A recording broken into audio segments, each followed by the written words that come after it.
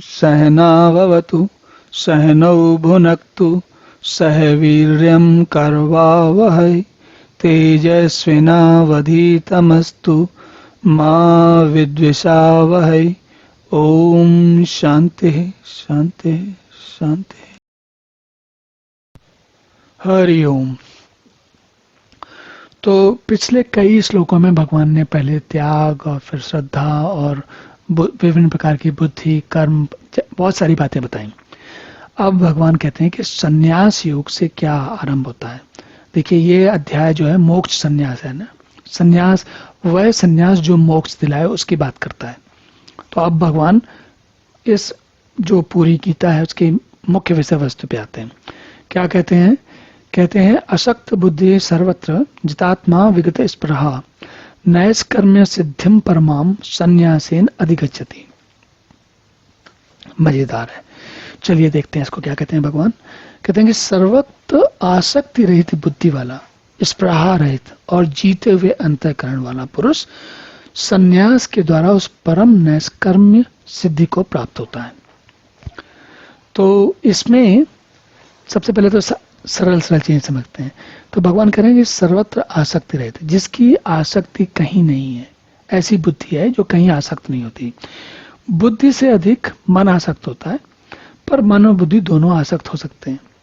स्पृहा रहित, स्पृहा का मतलब होता है किसी से कोई ईर्ष्या नहीं, कोई कहते हैं ना प्रतिस्पर्धा नहीं है। स्पृहा नहीं है मतलब किसी को कोई कामना नहीं, ज्यादा चिपकने की स्थिति नहीं है। जिसको जो किसी चीज में आसक्ति नहीं रहता, चिपकता नहीं, अटकता नहीं। तो भगवान क्या कह रहे हैं? जितात्मा, जिसने अंतःकरण को, अपने अंतःकरण पर नियंत्रण कर लिया है, ऐसा व्यक्ति संन्यासेन परमाम अधिगच्छति।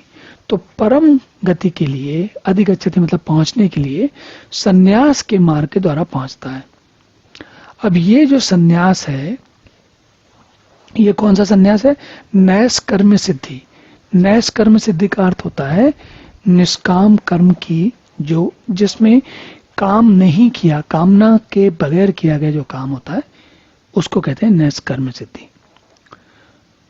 मतलब यहां पर दो बातें बड़े काम की आई जिन पे हमें ध्यान देना चाहिए। एक तो संन्यास और दूसरा नैष्कर्म्य सिद्धि।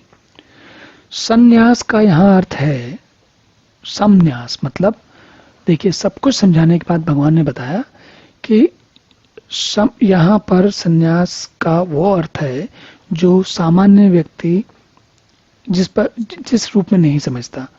क्या अर्थ है?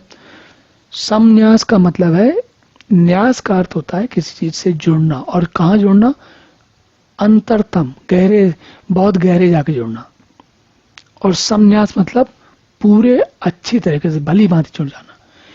तो यहां किससे जुड़ने की बात हो रही है? परमात्मा से जुड़ने की बात हो रही है। तो परमात्मा से जुड़ने की जो प्रक्रिया है उससे, उसके लिए, उसके द्वारा, यानी कि सारे जगत को, सारे संसार को छोड़कर केवल परमात्मा से जुड़ जाने के बाद भगवान कह रहे हैं कि नैष्कर्म्य सिद्धि को प्राप्त होता है। जब देखिए निष्काम कर्म के, निष्काम भावना से कर्म करना तभी संभव है जब आपका सारा का सारा ध्यान परमात्मा में भली भांति स्थापित हो। कैसे? जब व्यक्ति को परमात्मा भाव का अनुभव हो जाता है तो उसे किसी कर्म विशेष में की कामना नहीं रह जाती। कर्म वो तब भी करता है, लेकिन उस कर्म के पीछे ऐसी कोई कामना नहीं होती, ये कामना नहीं होती कि ये काम करूंगा तो ऐसा हो जाएगा, बल्कि वो बड़े सहज भाव में निष्काम कर्म करता रहता है। और ये कब संभव है?